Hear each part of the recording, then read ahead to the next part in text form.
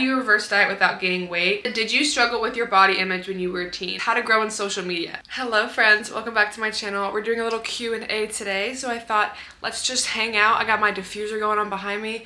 My picture wall that I just recently did looks so cute. Christmas PJs. It's February this week. I don't care. Cracking open my diet root beer and let's just hang out and answer some questions. I feel like that's the vibe. If you're doing stairs right now, you know, good luck. I'm here for you. I'm here for you as your background noise. But I asked on my TikTok for you guys to just ask some questions, and I did do my podcast episode completely dedicated to Q&A, but I got so many questions that I'm just going to do some more over here. So if you asked anything, hopefully I get them all. I'm trying. Okay, there were a lot of responses, like period. I'm so excited. So I'm going first through my comment section, and then I'm going to go on my Google Forms and do those questions as well. What should we start with? I got a lot of questions asking about getting lean, how I got so lean, and how to get lean if you've been feeling a little bit stagnant in your gym journey. And as much as you're gonna kill me for this, it's all down to diet. If you have been doing something for a certain amount of time and you're not seeing results, that's probably reflective not of your effort, but of the thing that you are doing. It's not a deficit. You know, if you've been doing something consistently and you're not seeing weight loss, it's because you're not losing weight. A big part of getting lean for me was just guessing at a certain number, seeing how I reacted to it, and then adjusting accordingly and sticking with that. And that's how one of the reasons that I would weigh myself consistently,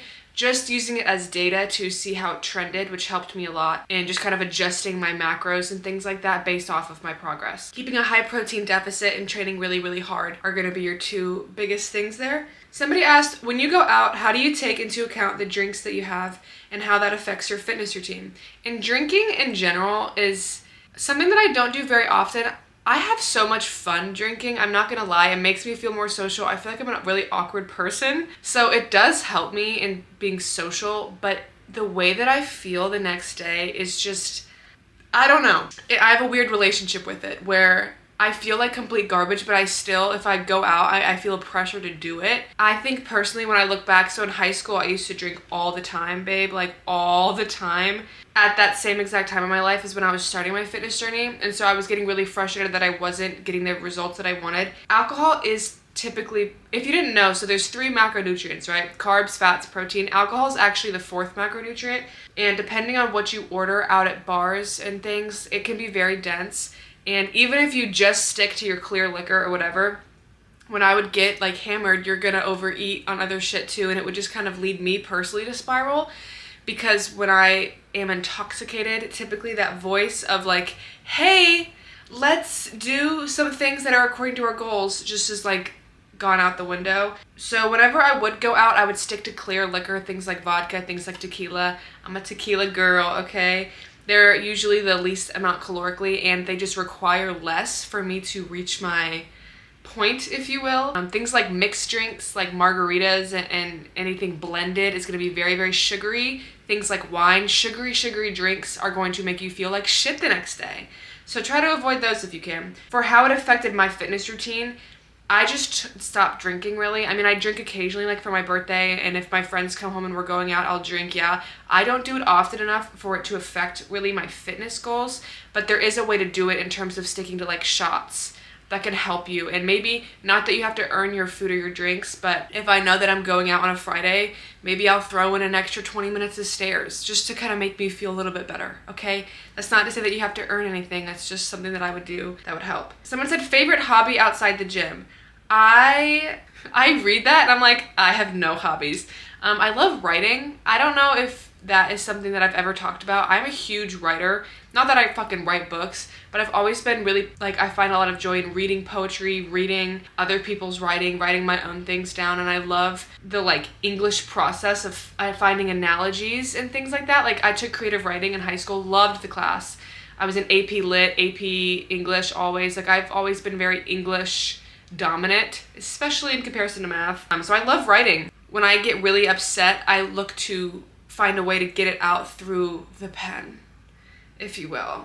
So someone said, do you have any advice for people who struggle with OCPD? So OCPD, if you don't know, is obsessive compulsive personality disorder. I haven't talked much about it just because it's a very new thing for me and I kind of feel uncomfortable because I'm still coming to terms with it myself. But basically it's not perfectionism, which is what is kind of a stigma, I guess, around it that's kind of annoying, because mental illness is typically a debilitating thing, and it's not something that you want to have. But something that I struggle with a lot with my OCPD is doing things very specific ways and at this specific times. If something is out of my routine, it really, really stresses me out. Honestly, going to therapy has been the most beneficial for me. I know it's not always accessible to everybody, but that was really helpful. And then also the checklists that I make. I talk to my therapist and I make my checklist still because I have to do that, but I just prioritize on them. Like I write down what has a genuine deadline versus things that I just like kind of want to do. Like a paper versus my laundry. I need to do the paper, but my laundry can wait. And that helps me kind of... another one too, the verbal affirmations. So if I'm ever doing something out of my routine, I say this to myself. I say, if you have a trigger, for example, of something being out of your routine, I just repeat the same statement. I repeat facts about myself, and then I follow it with, and I am okay, and I include the behavior. So an example of that is, my name is Haley Cordova. I'm sitting in a chair right now. I'm filming and I'm talking to a camera. I just had a soda and it's not 3 o'clock. I am okay. I am a girl. I have curly hair. I had toast for breakfast and I am okay. Your brain associates all of those things as facts, and that really helps me in self-regulating when I am doing something that's out of my habit or routine that causes me to get really panicky and, you know, whatever. So I think that's really helpful, but honestly, therapy has been the best in just taking my thoughts out to somebody else so that she can help me analyze them, you know? What are your favorite PR motivating songs? I love this question. So I have a bunch, honestly. Depends on the mood. One thing I used to do all the time is there's a specific, it's called 48 hours, look this up on YouTube, 48 hours lacrosse motivational video. I used to play that every single time I would go to hip thrust. And it would get me my 6-7 plates, so period. So either that song, I'm going through my gym playlist right now, add me on Spotify, it's in my TikTok. So either that YouTube video, just Sam Sulek as a whole, or I love Key Glock. But one of my favorite songs, I need to find it. Big X The Plug, I think is how you say it. I love his music too. But if I had to pick like a specific PR song itself, maybe if my playlist wasn't 10,000 years long, I could fucking find it. So, oh, I know. I can just look it up. I'm actually an idiot. It's called Overkill by PH Philly. I don't know if you can see that. It's called Overkill by FNS Philly. It's featuring Stunna, but that's been my like #1 PR song. I don't know why. It's just kind of like a hardcore shit, like fuck you song, and that's what I play, and it helps. Somebody said, if you're stranded on an island, what are the 3 things that you would bring with you? Great question. I never know how to answer shit like that because I feel like I have 2 different answers. Are we like being for real and smart, or like being like things that I would kind of want? Because I don't know if my 3 things should be food, a tent, and like, no, it would be Aquaphor, Diet Coke, and a journal so that I could write down my experience, and then the person that finds me can like read about it, I think. I don't feel like that's the wrong answer. I would use Aquaphor because I use it every single day. Diet Coke because period, and then yeah, or I would bring like a camera to talk to just because I can't shut the fuck up. So what app do you recommend for food tracking? So I use MyFitnessPal. They have everything on there. That's the one that I feel like I thought everybody used, but I guess there are multiple out there. MyFitnessPal is just the easiest, and it's what I've always used. Someone said, do you have a favorite memory? This is a really sweet question that I feel so horrible blanking on because like I feel like I've never experienced anything ever. A favorite memory? Help. I don't know if this is a specific memory, but so me and my best friend, we used to visit my grandparents when they lived in Pennsylvania before they passed. And I don't know why, Annabelle, if you're watching, I don't know why I brought her on my grandparent vacation, but I did. And we did everything together. And we went, and I remember specifically, we painted plastic forks and knives and then put sparkles on them, whatever, and tried selling them to my grandparents. My poor grandpa, I remember he bought one. I think my favorite memory is anything with my best friend Annabelle when I was really little. We had the most fun time together doing anything. And one thing that really sticks out is we would put a beanbag at the bottom of my stairs and we would jump at the top of my stairs and jump down. That is so dangerous, okay? But it was the most fun thing. We would start at the bottom and go up, and then you would go to the top step, and it was like this huge thing. It just reminds me a lot of the carefreeness and having no expectations and just hanging out doing the weirdest shit, playing Little's Pet Shop. And that just makes me feel really connected to my younger self. So a lot of my favorite memories have Annabelle in them because we grew up together. She's my best friend. So I think that would be one of them. I feel like I have multiple, but that's just the one that comes to mind now. How did you become more comfortable in the gym and doing exercises in front of people as a beginner? A lot of my gym journey has just been going so frequently that I kind of didn't have a choice, and I reached a breaking point where I was so nervous about what other people were seeing that I wasn't doing anything. And weeks and months were going by, bitch, and I'm not doing any exercises. And it's like, I got really fed up of like, I'm literally letting other people dictate what I'm doing. And you need to take your fucking power back. And after a while, you see the same people and they become a lot less intimidating when you see them every single day.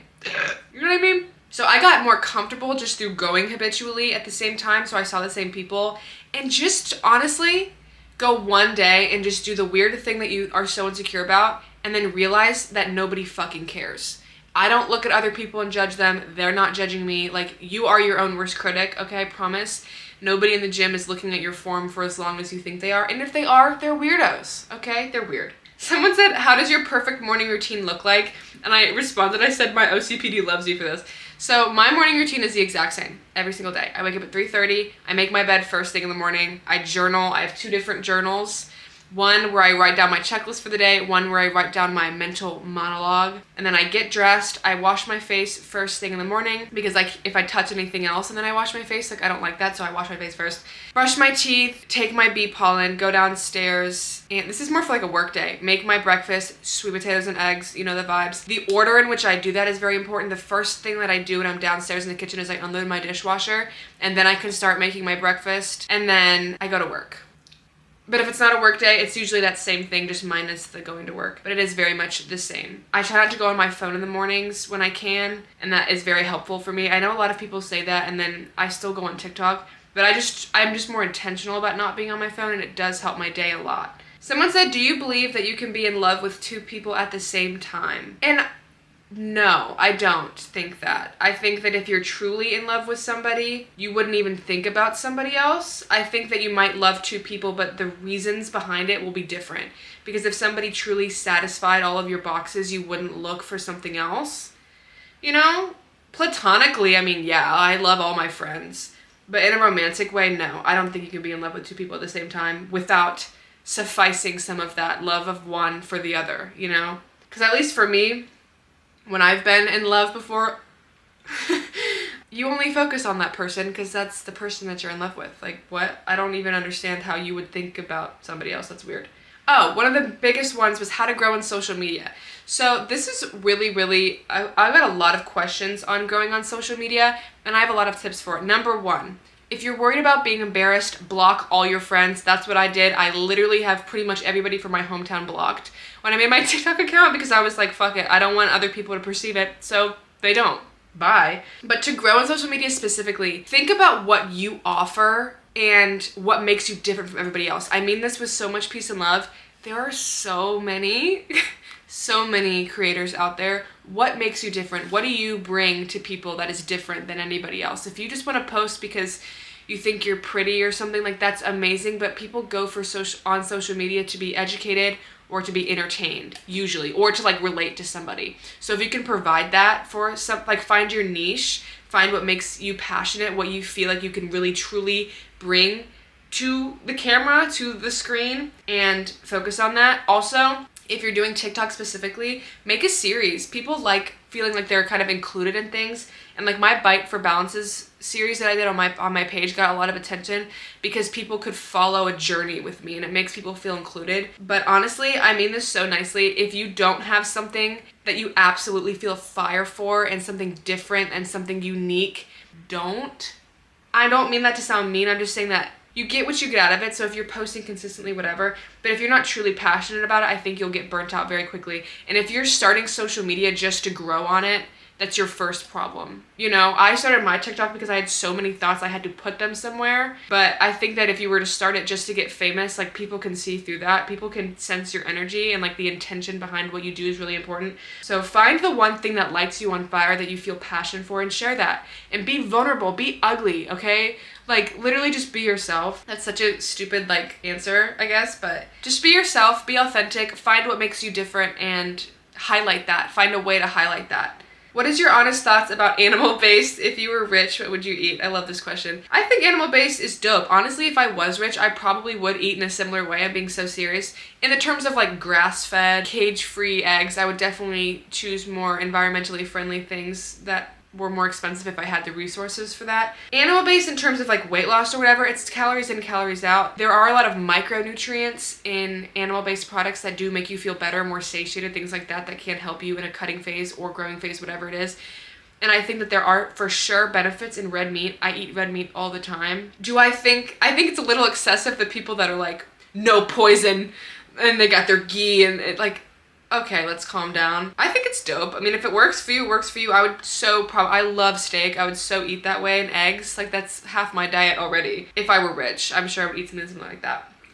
Someone said, what's your workout split? So as of right now, my workout split is kind of all over the place because my goals are learning so much about my body, but I've been able to adjust them. So basically, I do 2 to 3 leg days, 2 glute, 1 quad. This is not over a week long. It's just kind of over what I feel, because one of the things that got me really stressed out and kind of overtraining almost was when I did everything like day by day. I kind of take things as they come. So 2 to 3 leg days, my spin class, and then an upper day. And that upper day can be back and shoulders usually, or it's shoulders and abs or something like that. I don't train my arms. I don't really train my chest. I just am pretty pleased with the development that I have in those areas, and I don't feel like I need to really do much to maintain that as of right now. I'm moving on to my, you can't see that. You can't do that. Moving on to my Google Forms now. Oh, here we go, perfect. Someone said, did you struggle with your body image when you were a teen? Abso-fucking-lutely, okay? I grew up in soccer and I've always been very muscular, and a lot of my friends that ran like cross country and stuff were just thinner, and I always compared myself and I felt so boxy and big and awkward compared to my friends, and I always kind of felt like muscle was, I don't know, it wasn't as cool to me as it is to me now. So I did struggle with that a lot. You kind of grow into yourself, and I was so quick to judge my body based off my 14-year-old perception of it. Girl, you haven't even grown into it yet, you know, just chill. So I did struggle with it for sure, but as I've gotten older and through the gym and things, like, I've learned to love my genetics, which I never thought I would say ever. Someone said, do you struggle with comparison with having a sister, like comparing diets, bodies, etc.? No, I don't. Comparison a little bit in achievement, but not in like food stuff. My sister lives a very different life than me. We're very different. We're polar opposites, like quite literally polar opposites. So no, she doesn't really care about like health stuff. So it's not something that I feel like competitive in, you know what I mean? She's very chill. She's very understanding. She's been one of my most helpful people in my eating recovery things because she's so understanding, and we are just so opposite that I've never really compared myself. Not that she's better or that I'm better, just out of we're so different that it doesn't make sense to. I think you compare yourself to people that you feel like you are on the same level of, because you know what I mean? So like we're just so different that I never really compared myself. But she has always been very empathetic and kind. It's not to say that I'm not kind, but I have compared myself to her for sure in the sense of how she treats things. She's so understanding and patient, and I'm just like not a lot of the times. So I look to her as inspiration for that. I'm the youngest, by the way. She's older than me, so maybe that's just like a younger sibling thing. But I got a lot of questions asking just how I count my calories. So I use a food scale. How you do that basically is any food that you eat, if you go on MyFitnessPal, you can look it up. It'll show you different ways of, you know, 1 gram, however many grams, and I just weigh it and I track it that way. If you're not tracking, because you don't have to track, counting your calories can just be more through guessing, but there's a way to do it. So like, for example, if you want to be in a deficit without tracking, just focusing on high protein, lean cuts of meat or anything that you're doing, very voluminous foods like berries, any vegetables or fruits really, you know, finding carb sources like rice cakes, potatoes, things like that, and just sticking to like a cleaner eating thing, you can totally make progress without tracking. But I just use MyFitnessPal on a scale because it's what's easiest for me. Someone said, do things get better after high school? I feel like I'm stuck. Babe, yes. High school is such a weird bubble, and you feel like it's the rest of your life. It's not, okay? Especially the people that you are with in that time, no. Like, you're gonna outgrow them.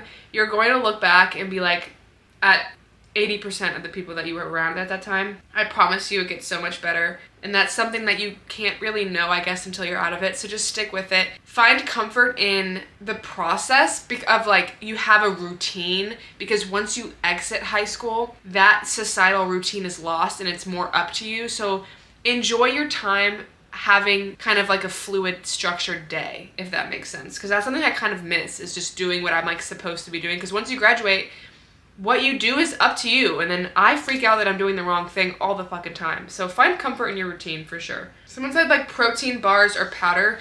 I don't really eat protein bars because they're like bad. If I had to recommend one, oh my god, what is it called? The ones from Trader Joe's that I just fucking bought. Oh my god. Hold on, I have to look it up. What is it called with the, holy shit. I'm looking at best protein bar and I bet you it's gonna come up. Barbells. Barbells are the best protein bars. Those are the only ones that I will eat. I don't really have any other kind. As for powder, I use Legion protein powder. It's my personal favorite. Use code Haley. I'm not even saying that because I'm sponsored, but that's just what I like. I like getting most of my protein through food.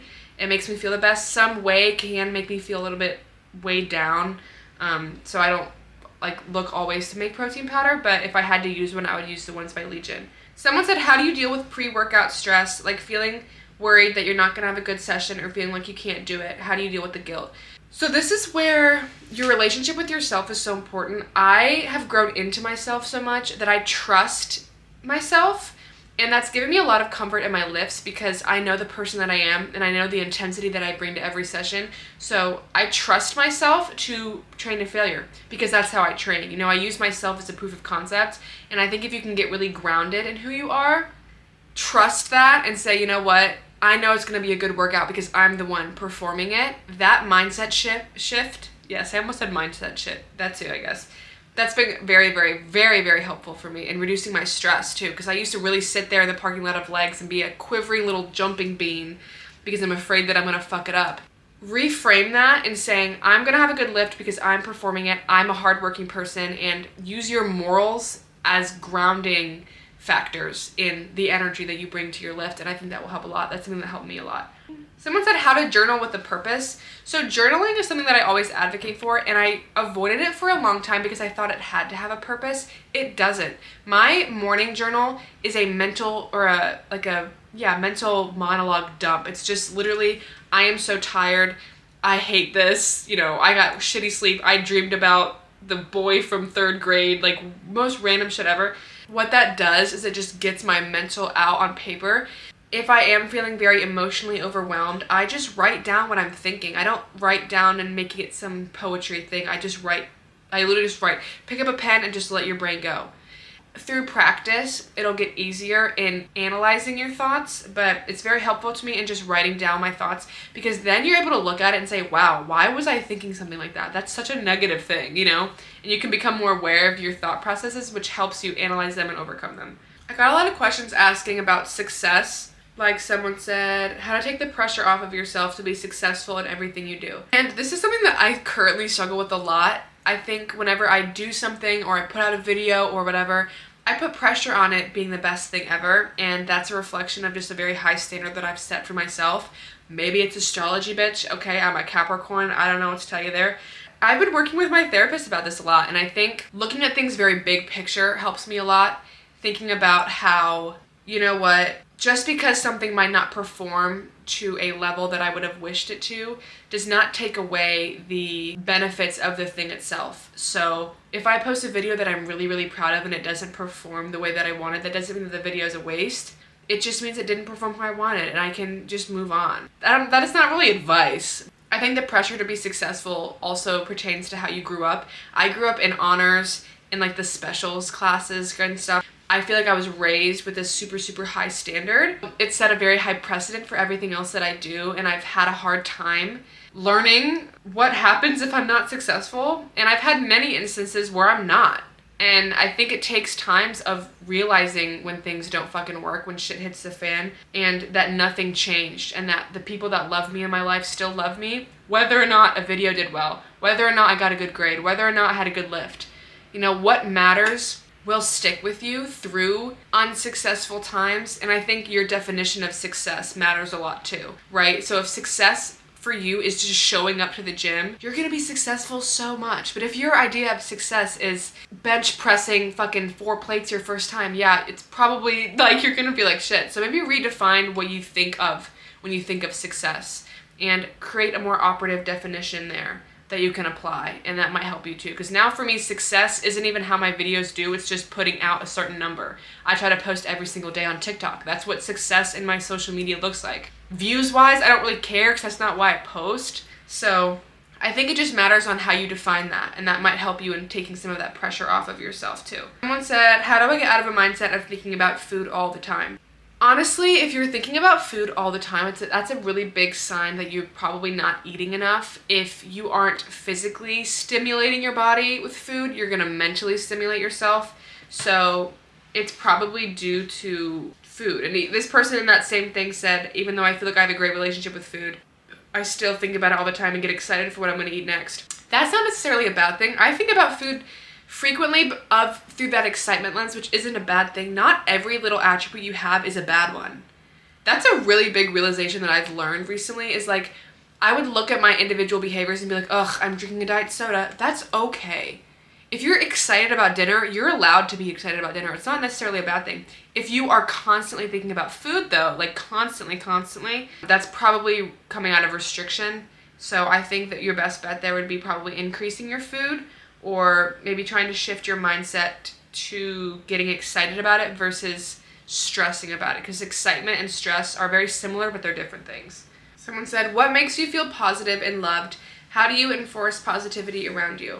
Honestly, I love this question. It's really cute. How I feel positive is when I'm doing things that I'm passionate about, and usually that's in either creating or connecting. So creating content, creating muscle, creating food, and connecting with you guys, with my friends, with the world, with my dogs, things like that. So enforcing positivity around you, I think, comes down to having it within you, right? Of being such a positive person that it kind of spills out. It's like those people that I hope to be somebody where they have a positive aura and they just make everybody else around them a better person. That's something I strive for every day. So I feel the most positive when I'm doing things that I love. And I feel loved. Honestly, I think a lot of the way that I feel loved has been through my friends, because we're all so verbal and like the same. I'm a very much affirmations. I like telling my friends how much they mean to me, so they reciprocate that. Like, my love language is reciprocation. It's not touch, it's just doing the same shit back. It's the same energy.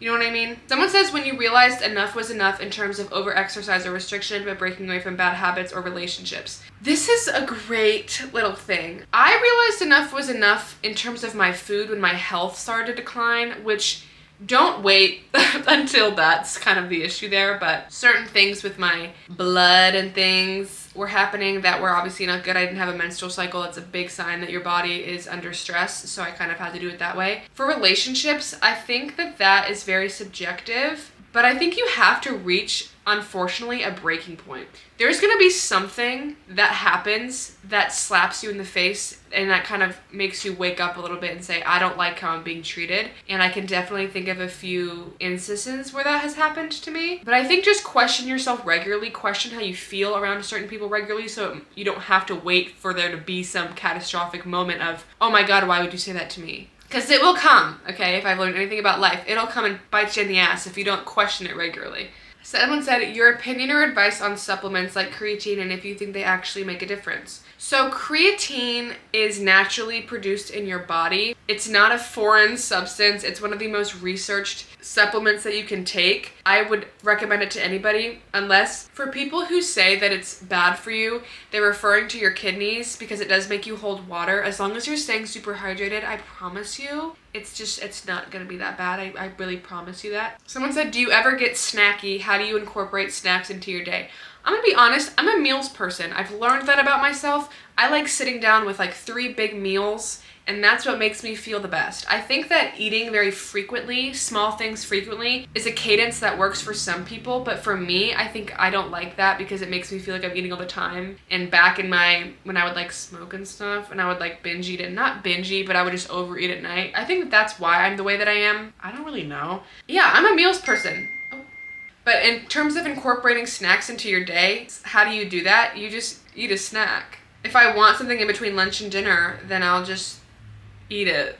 I don't know if that's like what you meant. I guess my like protein shakes, for example, would be like a snack because it's not a meal. So I just kind of make that because it's what I'm used to. It's a very habitual thing. Someone said, how do you feel about intermittent fasting? So intermittent fasting is a tool for a caloric deficit. It's shortening your window. So if you're only letting yourself eat from 12 p.m. to 5 p.m., the reason that works is because you're only letting yourself eat for that period of time, so it's probably going to cause you to be in a deficit. For some people, they love it, and that's great, and I'm not gonna hate on something that makes you feel good. When I cut, I don't intermittent fast intentionally, but I do usually push off eating early in the mornings because I don't really have much hunger in the mornings anyways, and it helps me. If you are doing like a morning workout or something, you're allowed to eat beforehand. It's not magic, it's just a tool that helps the deficit, and if it works for you, like that's great. Someone said, how long did it take for you to get your period back? When I initially lost it, it took a good chunk of time, like 7 or 8 months. Through increasing your food, reducing your stress, gaining weight. I mean, that's kind of your 3 biggest things there. You don't always gain weight. I didn't actually gain that much weight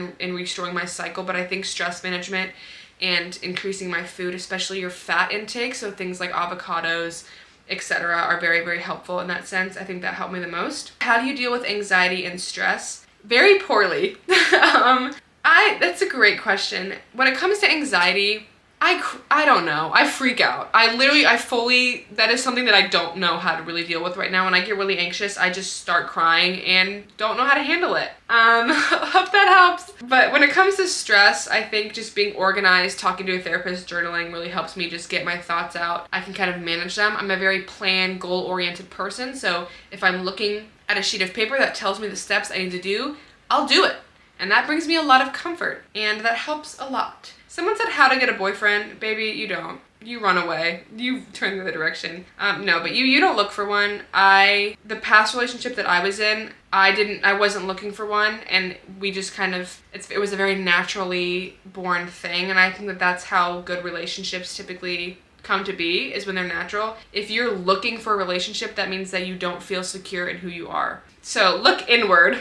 With love, with peace and love, look inward. But no, I don't have advice on that because I don't have time to be in a relationship. I don't want to be in one right now. I have no interest in boys at the moment. That's just a personal thing. There's no getting a boyfriend like he's a circus prize. You know what I mean? Like, you just be yourself and hold yourself to a high standard, and in time you'll attract people that also hold themselves to a high standard, but don't go out looking because you'll find trash when you go out and look. And I think natural things like that are better than like looking for, you know. Someone said, how do you reverse diet without gaining weight? You're gonna gain weight if you're increasing your food. That's just kind of a natural part of it. In terms of how, I mean, if you do it gradually, it can minimize its effect on your mental and physical health. Reverse dieting for me was just increasing my calories by 100 every single week until I reached my surplus, and that slowed the effects of weight gain, and it made it a lot easier for me. But in terms of if you're going from a strict deficit to a surplus, you're gonna gain weight. That's just science, and it's okay, and you're gonna make it, and I believe in you.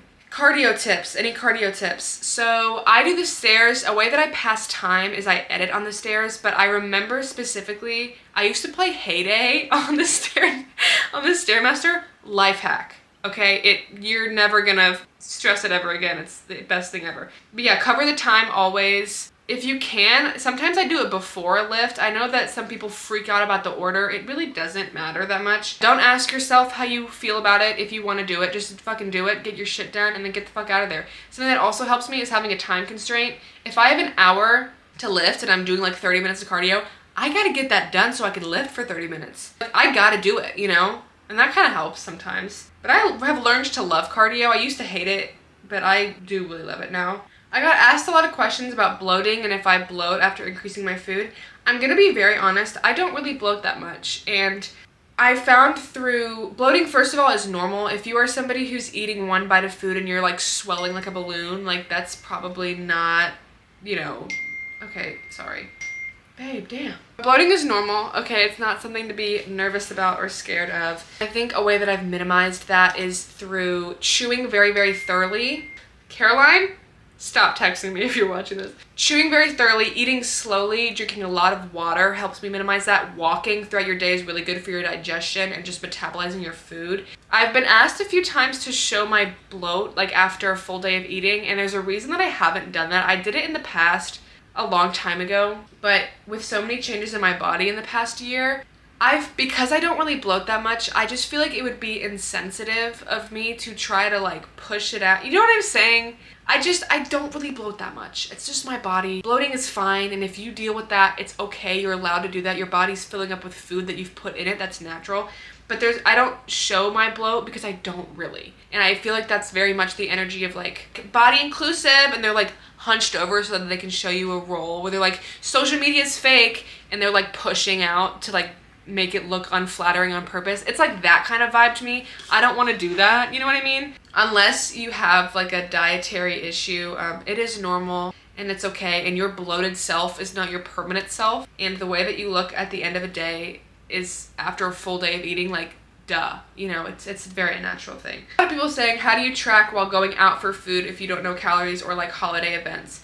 Whenever I go out to dinner or things like that, I just guess. I hit my protein as closely as I can throughout the rest of my day. Maybe I'll eat a little bit cleaner, and like picking tuna over beef or something like that, whatever, and then just kind of guesstimating. But it's really not that deep for me. I don't eat out enough, again, to where this would have a huge impact on my routine. But as long as you prioritize protein throughout the rest of your day, you're drinking your water, you're getting some movement in, like, just do your best. And usually it can be a good and a bad thing, but restaurants can have calories posted that can help you. That's like a double-edged sword, because sometimes I'm like, girl, I'd rather just eat my damn pasta in peace. Like, please don't tell me. I just guess, and whenever I go out, I typically will lean towards things like just getting a steak or getting something with chicken in it. And that's kind of how I guess that way, and that's worked so far. So let's do one more question then. If I struggle with like saving my calories, I think I answered this on my podcast, but I'm just gonna answer it again. Yes, in a way that I was able to overcome this was actually through my work. So I'm a merchandiser. I work really, really early mornings, and I would have to get up at like 3:30, like I'd said before, and it forced me to eat breakfast really early. And just through trial and error, I was able to learn very quickly how much I need a big breakfast to perform throughout my day, and I was okay. And I think a lot of calorie banking comes with not trusting yourself, because you think that if you eat too much during the day, you're gonna fuck it up at night. Through healing the relationship with myself, I've been able to trust myself more and go into my days not really worrying so much about the timeline of things, because I trust that I have, not that you don't have discipline, I'm just saying I trust my discipline of not worrying about timelines as much, because it's like, okay, if I go over my food, you know, I go over my food, or if it's 6 o'clock and I only have this much left, I can make my meal and I'll be okay with stopping there. And that's just something I've learned through my journey. I've been lifting for like 4 years. For advice for dealing with it, just start eating earlier and literally see what happens, because I promise you,